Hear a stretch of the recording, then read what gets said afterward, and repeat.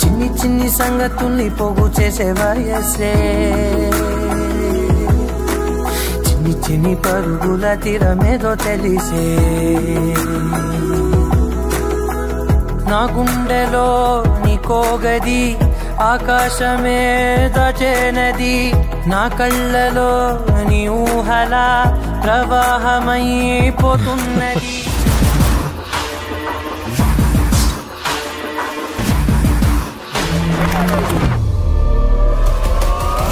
మీరేం చేసుకున్నా ఎక్కడ ఎవరికి కంప్లైంట్ చేసుకున్నా వేస్ట్. నేను తలుచుకునేదే మీరెవ్వరూ ఆనంది అశ్విన్లని చూడలేరు.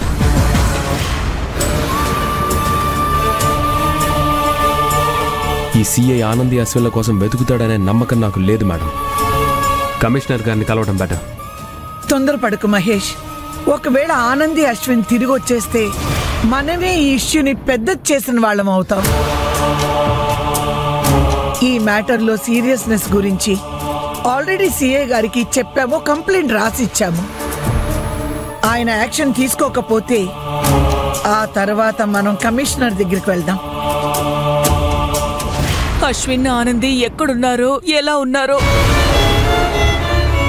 అశ్విన్కి ఆనందికి ఏవీ కాదు, మీరు టెన్షన్ పడకండి.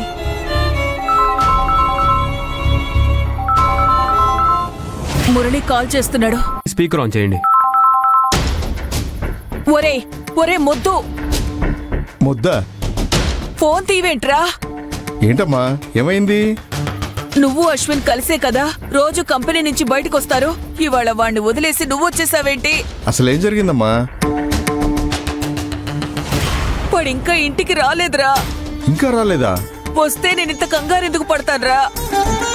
కాల్ చేస్తే తీయడం లేదురా. ఆనంది కూడా ఇంకా హాస్టల్కి వెళ్ళలేదు.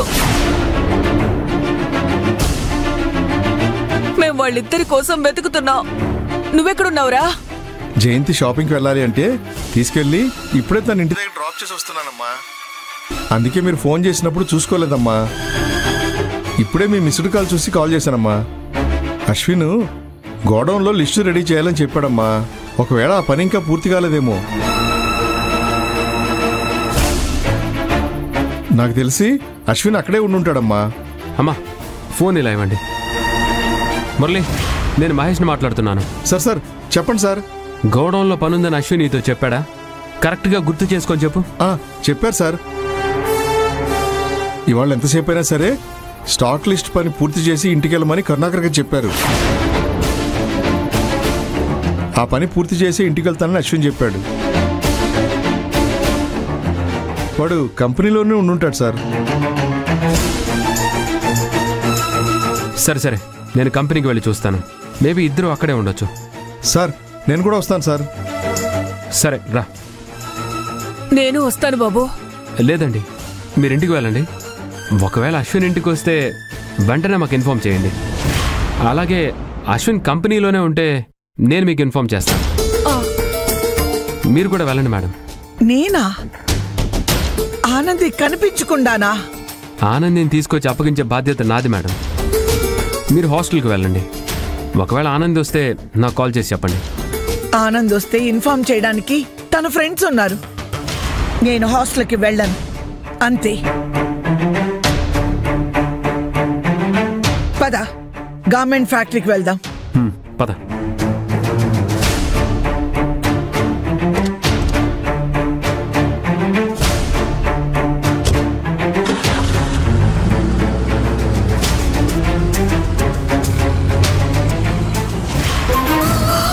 ఏమైందో ఏంటో.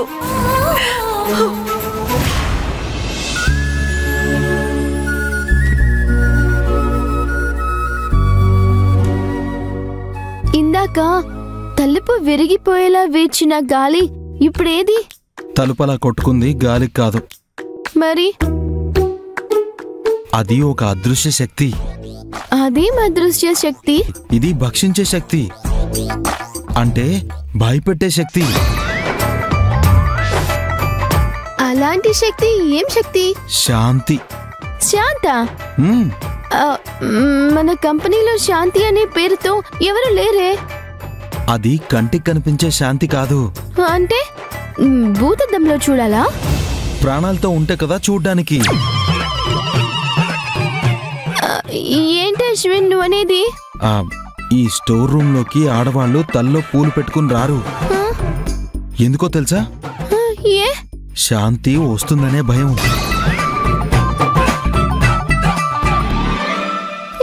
ఏంటి అశ్విన్ నువ్వు ఏదేదో చెప్తున్నావు? అసలు ఎవరా శాంతి?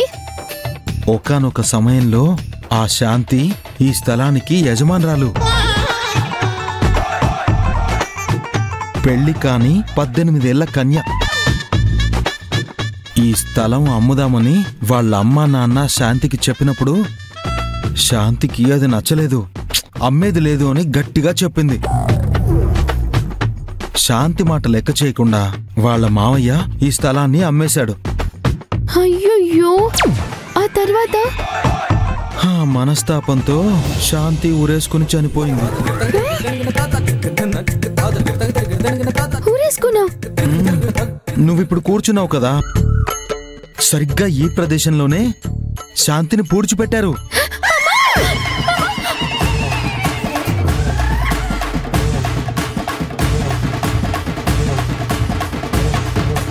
మనం ఇప్పుడు ఇలా స్టోర్ రూమ్ లో ఇరుక్కుపోవడానికి కారణం ఆ శాంతియే. తనే బయట లాక్ చేసింది. దీన్ని బట్టి నీకేమర్థమైంది? మనం ఇక్కడి నుంచి బయటపడడం చాలా కష్టం.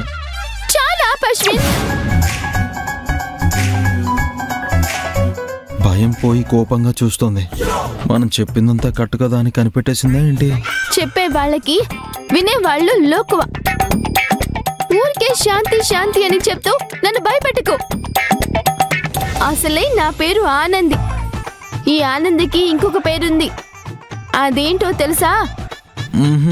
శివంగి. మా ఊళ్ళో వాళ్ళంతా నన్ను మా ఊరి శివంగి అని అంటారు. కాబట్టి ఈ పిట్ట కథలన్నీ నాతో చెప్పొద్దు. నేను భయపడ్ను. శాంతి నువ్వు అనుకున్నట్టు మామూలుది కాదు. శాంతికి మాత్రం అశాంతి కలిగించావా? చూసావా చూసావా, శాంతికి అశాంతి కలిగింది. ఇప్పటికైనా శాంతిని నమ్ముతావా? నమ్ముతావా లేదా? నమ్ముతా. భయపడకు, శాంతి మంచిదే, ఏం చేయదు. శాంతి ఆనంద్కి నీ గురించి తెలియక అలా మాట్లాడింది. తనని క్షమించి శాంతి. దిగులు పడక ఆనంది, చెప్పాను శాంతి నేను ఏమీ చేయదు. కూర్చోమన్నానా?